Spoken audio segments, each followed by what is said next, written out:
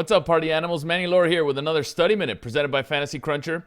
As always, I got 3 topics for you. First, Sharks get wrecked. A lot of them lose money. DK was a disaster. I think Colorado coming out with their lineup a little bit late skewed everything for Sharks. I'll have some tallies for you. Topic number 2, I've been messing around with the sweet spot for pitchers, and I'm talking exposure, something I've been working on in the background. I think I'm almost there.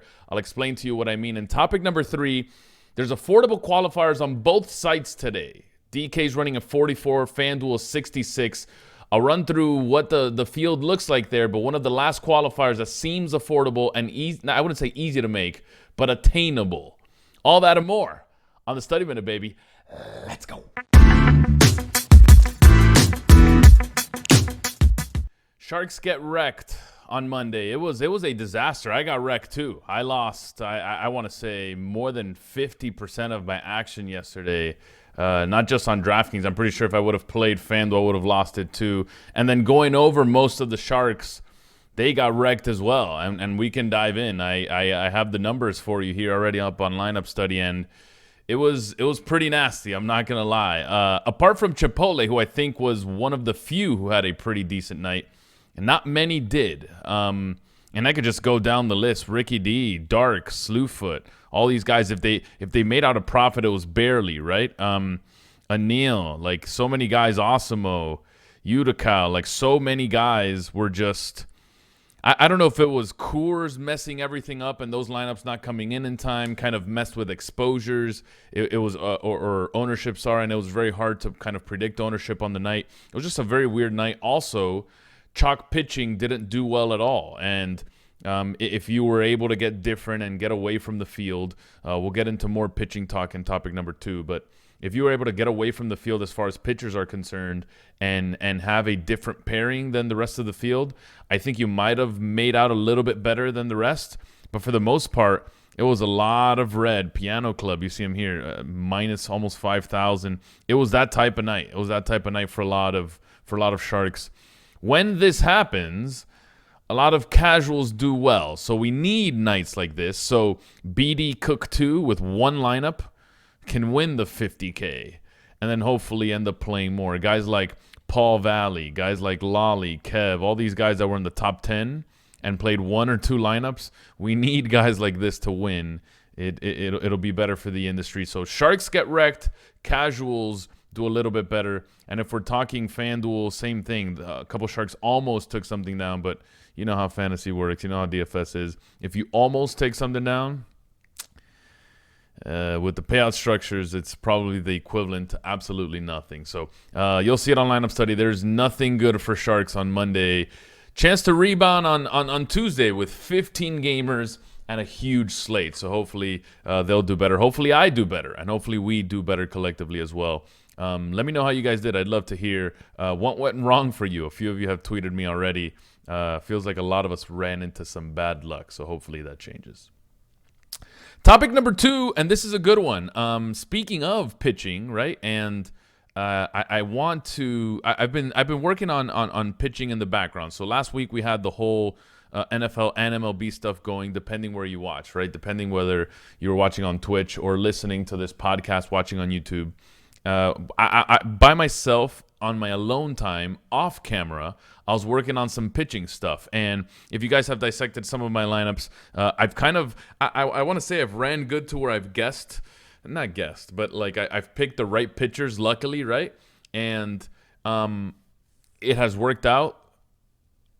On days that it doesn't work out, days like yesterday, I kind of went Paxton Musgrove. It was chalk, but when it doesn't work out, it is a nightmare for me, right? And I don't know if that's correct. I honestly don't know if that's the right thing to do. So I decided to get into pitching a little bit more, and I feel like I know where I'm going wrong in my process. Not necessarily wrong. I don't think I should be taking that much risk, right? So I'm gonna go to a random slate again. It's one that I had pulled up during my Twitch stream, and although this isn't my crunch, what's on my screen is Robbie Ray at 93%, Caleb Smith at about 90%. I didn't have those exact numbers, and to be honest, I had a little more Danny Duffy and other guys, Chase Anderson. But I did have a lot of Robbie Ray and Caleb Smith, and they were in my winning lineup.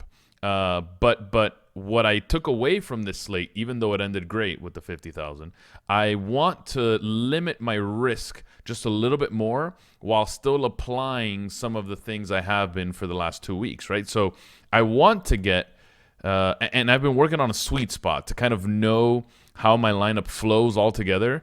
I think Robbie Ray and Caleb Smith should have not been around 90. And for me, they should have been around 70 or 60.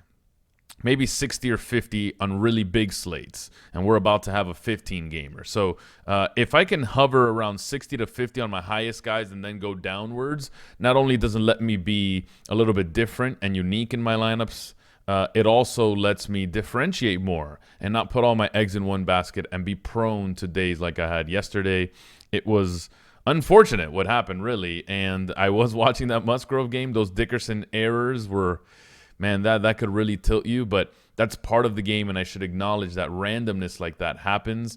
My sweet spot for pitchers, I'd love to, as of now, with everything incorporated together, be somewhere around 60 to 50 on big slates, a little bit higher than that on smaller slates, right? So if I can do that, I think I could be that much better. And, of course, any little improvement or edge that you can gain on the field goes a long way. So for me, that's where I'm at. You feel free to tweet me if you want to tweet me and see and tell me where you guys want this to be, where you guys want the percentages to be for your highest pitchers, whether that's 80, 85, 90, or 30, 35, 40. Let me know what you feel is the sweet spot for pitching ownership or pitching exposures in your lineups. I think that's a pretty good topic. Topic number 3, and the last one for this pod, affordable qualifiers. A lot of you haven't qualified, including myself. I haven't qualified. I don't even try, to be honest, because most of the time I feel it's a 1K qualifier, a 2K qualifier, and it's like, man, I'm not going to max that out. I'm not even going to put one entry in there. I don't feel like wasting money. And I think it's a waste. At least I think. I don't know. Both Draftkings and Fanduel today have affordable ones. $44 for the Draftkings one. There's only 1,300 people. It's still a lot, right? But $44 and 40 max entries gives you a pretty good shot against the Sharks. Remember, some Sharks aren't playing these anymore. We're pretty late into the season, and Q season's almost over. So probably playing this one is a pretty good idea. And I think I'm going to get in this one. I think one of the first, probably one of the last qualifiers I will play. But that's pretty cool. And then on FanDuel, qualifier number 107 is $66. And this one only has 600 entries in total. So that's pretty cool, right? And although they don't pay out a ton, they pay out something, right? They pay out something. Listen, the qualifiers for FanDuel aren't that bad at all. You pay $60 to get in. There's 600 people, but up until 103rd place, they're paying $100. That's pretty darn good. I'd say that's pretty darn good. On DraftKings, it's 1,300 people, and they only pay up to 57th place. FanDuel's where it's at, man. If you guys haven't looked at FanDuel qualifiers, it might be a lot easier to qualify there. Anyway, $44 and $66 entries for qualifiers today, pretty solid. And I think if we haven't qualified yet and you're looking to qualify, I think this is a great day to at least try. I think I am, and hopefully I make it. I love it if I can go one and done, get my seat for either site and get out right into the sunset. Hopefully have a lucky bink at any of the events and call it a season. But today is the day to do that. Remember me. And if you win, take me as your +1. Thanks in advance. As always, thank you guys for watching. I love it that you guys have fun watching, listening. If you're on YouTube, if you're on podcasts or listening through the podcast, if you're at lunch, if you're at work, your commute, whatever it is, truly appreciate it as always. If you could rate, like, and subscribe, no matter the platform, always means the world to me. And as you can tell by my voice, I always have a lot of fun doing these things. And I just got a brand new idea for this podcast. I think we should do it again tomorrow. Catch you guys then.